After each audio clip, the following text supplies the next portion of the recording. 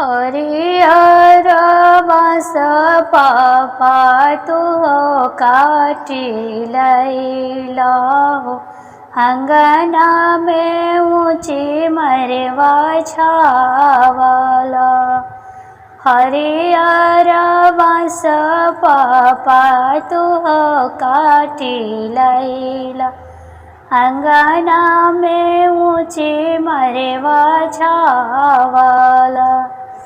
मरवा पे बैठी पापा धिया दान कैला, अवधिया होइल पराए जी। आमा जे रोबे पापा बैठिया सोरावा, धियावा जे रोबे मांडा। पशु सखी सुसुकी पापा मरवा पे रोवे, धियावा के करते तू दान।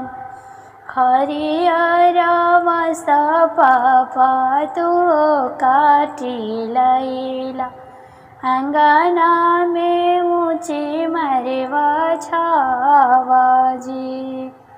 मरवा जे बैठी पापा धिया दान कैला, अवधिया होइल पर